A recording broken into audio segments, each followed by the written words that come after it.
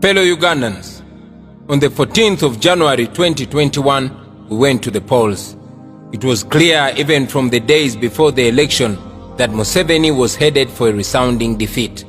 Various independent opinion polls showed that Museveni could not even get 30% in a free and fair election. The mood all over the country was clear. Ugandans wanted change. Knowing what awaited him, Museveni started arresting thousands of our supporters, picking them from their homes at night, from their workplaces, or even along the roads, and detaining them in unknown places. Many of our brothers and sisters disappeared, and they've never been seen again. Those who have been lucky to return have spoken of being subjected to unspeakable torture and brutality. Some of our supporters have been castrated. Others have had their eyes and fingernails plucked out, their limbs broken, and their manhoods shattered. On 18th and 19th of November last year, on Museveni's orders, more than 100 Ugandans were shot and killed in cold blood. After that massacre, he came out chest thumping and congratulated his boys for a job well done. Up to this day, no one has been held accountable for these crimes against humanity. Just like the cold-blooded murders of Yasin Kauma, Rita Nabukenya, Dani Cheyune, Hakim Sekamwa, Hassan Waliendo, Frank Senteza, and many others, the regime silenced their grieving families, and that was it. The presidential campaign was turned into an exhibition of impunity. I survived 3 attempts at my life, and my comrades survived even many more. Some of our friends did not make it alive. Many comrades and journalists sustained permanent injuries.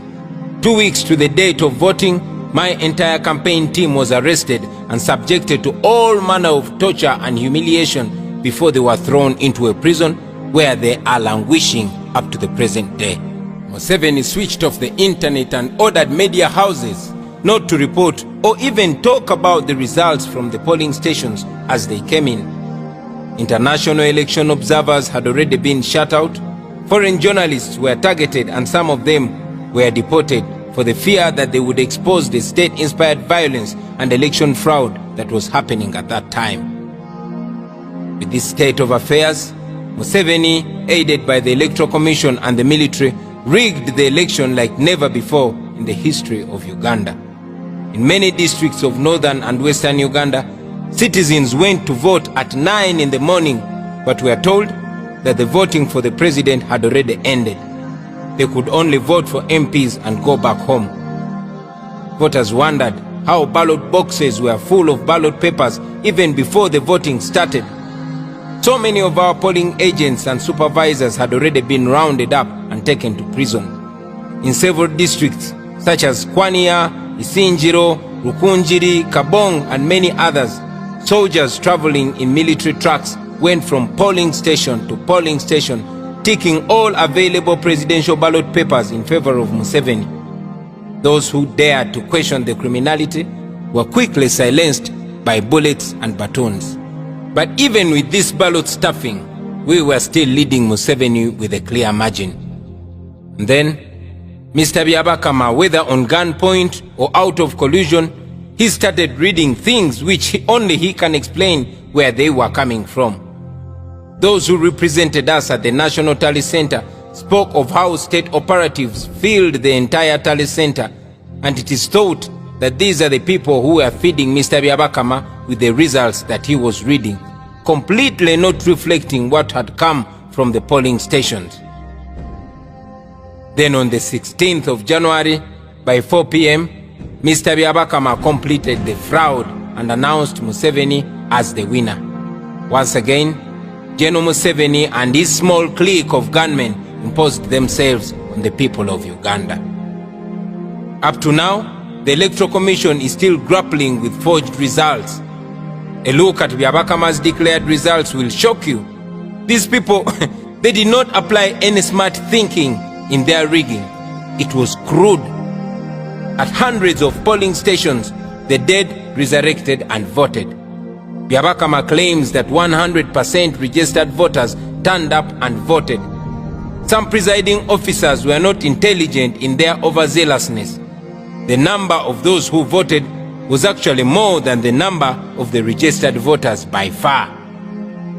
Knowing the kind of election fraud that he had just committed, Museveni quickly placed me under house arrest as hundreds of soldiers surrounded my home and our party head office. Having disabled our U-Vote app by switching off the entire internet, they knew we were still determined to tally our results, and so they started arresting all our comrades who had DRA forms. And then the abductions and kidnaps intensified in those dreaded vehicles commonly known as drones. By the time the High Court ordered for my release from house arrest, there were only 4 days remaining to petition the Supreme Court about the suppression of the voice of the people of Uganda. Despite so many doubts about the Supreme Court from so many people, we decided to give the judicial process a chance. We all now know what Museveni has done to our public institutions. The Supreme Court clearly showed outright bias. The Chief Justice, through his conduct and comments, showed that the matter before him was decided long before we even filed it. So it was because of these reasons that we decided to withdraw the case from the Supreme Court and bring it to you, the people of Uganda. With the fraudulent announcement, Mr. Byabakama and his 6 electoral commissioners suffocated the voice of the people of Uganda. And then Mr. Winyudoro and his panel of 8 people shut out our evidence and denied us an opportunity to amend our petition and raise other strong grounds, an opportunity that had been given to the previous petitioners in a similar matter. All these individuals hold offices in trust of the people of Uganda, but they betrayed that trust and chose to please the one who appointed them, leaving Ugandans totally on their own. So today, I want to once again remind all of you, my fellow Ugandans, that we are on our own. I have brought the case back to the court of the people, and the people of Uganda must now sit, in fact stand, and give judgment in this case. In 1980, General Museveni took part in an election which he lost miserably. He claimed that the election had been rigged and started a war. 500,000 of our people died in pursuit for a better Uganda. But look what Museveni has done. He has betrayed the blood of our people and has done many times worse than the regimes he castigated for rigging elections and for killing people and for causing enforced disappearances. Ugandans must now rise to the occasion and resist Museveni and his regime of blood. As we have been saying, we are non-violent and lawful. Our philosophy stands firm. People power is stronger than the people in power.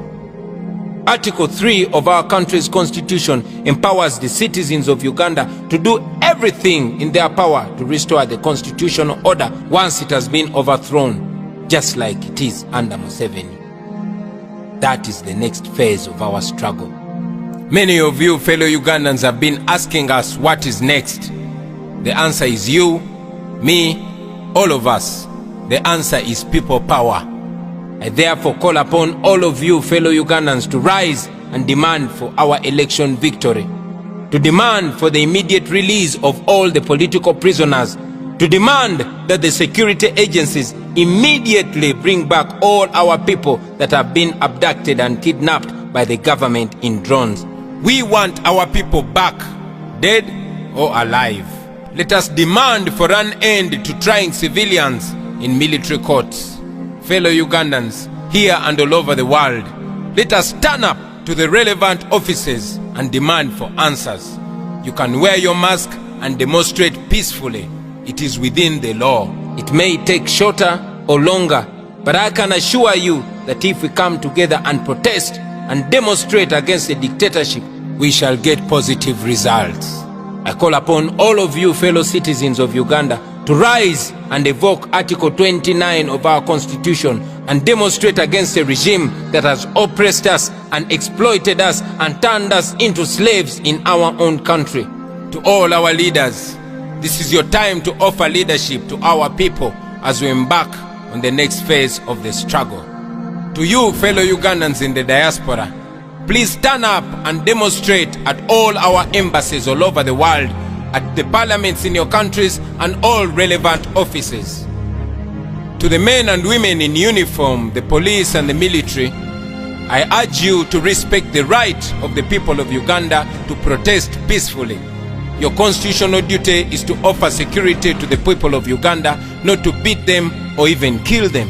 I call upon all the forces of change to remember that this is not about any particular political party or politician.